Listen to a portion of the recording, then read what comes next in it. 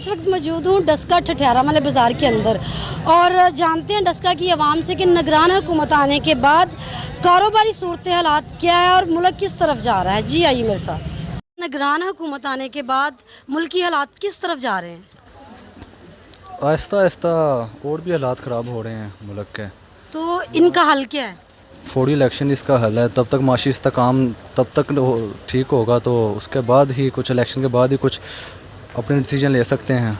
इस तरह तो कोई डिसीजन ही नहीं ले पा रहा कि किसने क्या फ़ैसले करने हैं। तो क्या लगता है कि इलेक्शन के बाद जो भी पार्टी आएगी क्या उसके बाद मतलब मुल्क की हालात बेहतर होंगे? अगर तो उसके बाद 2/3 मेजॉरिटी होगी फिर तो कोई चांस है। अगर ऐसे ही मखलूत हुकूमत बनानी है तो फिर तो किस सबके हाथ बंधे हुए हैं यहाँ पे। कोई फैसले सही तरह नहीं कर सकता यहाँ पे। फिर टेढ़ी महंगाई तो असीं की करिए, कुछ मजदूरी कोई नहीं। अच्छा माँ जी दा हल की है? ਇਹਦਾ ਹੱਲ ਹੈ ਕਿ ਸਸਤਾ ਕਰੋ। ਕਾਰੋਬਾਰ ਤੇ ਹੈ ਹੀ ਕੋਈ ਨਹੀਂ ਨਾ। अच्छा आपको क्या लगता है कि इसका हल क्या है? ਹੱਲ ਤੇ ਹੁਣ ਮੇਰਾ ਮਸਲਾ ਪਤਾ ਨਹੀਂ ਹੁਣ ਕੀ ਇਹ ਗਵਰਨਮੈਂਟ ਨੂੰ ਚਾਹੀਦਾ ਨਾ ਜੋ ਕਰਨਾ। ਕਾਰੋਬਾਰ ਸਹੀ ਹੋਣ ਸਾਰਾ ਕੁਝ ਸਹੀ ਹੋ ਜਾਂਦਾ। ਜੇ ਕਾਰੋਬਾਰ ਹੀ ਨਹੀਂ ਤੇ ਸਾਰਾ ਕੁਝ ਹੀ ਨਹੀਂ ਸਹੀ ਹੈ। नहीं आपको नहीं लगता कि जब इलेक्शन होंगे तो फिर इस्तेकाम आएगा पाकिस्तान में?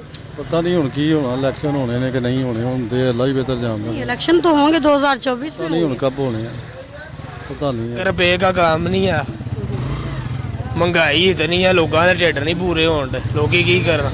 तो आपको क्या लगता है कि इन सब का हल क्या है? इसका हल कुछ भी नहीं होना, ये और बर्बाद हो जाना मुल्क, इसका कुछ भी नहीं रहना। मुल्क के हालात डाउन होए ने, महंगाई इन्नी है कि बिल बड़े आउंदे ने ते 25,000 बिल आया ही मीटर कटवाता तो हुण असीं बिल किसे को लैके बिजली इस्तेमाल कर रहे हैं ते कारोबार के हालात बहुत डाउन ने। माल भी किसे को फड़ तड़ के पहले पैसे दईए ते फिर माल बाद चों दिंदे ने तरले करा करा के। आप क्या लगता है कि मुल्क किस तरफ जा रहा है? मुल्क महंगाई से जा रहा है। जरा भी कोई आंदा महंगाई करता है, बस कोई सस्ती चीज़ नहीं करता पे। हम गरीब आदमी पिसिया जा रहा है। बिजली बिल ज़्यादा आ रहे हैं, वो भी रोन रहे हैं, सारा कोई रोन रहे हैं। अच्छा इन सब का हल क्या है?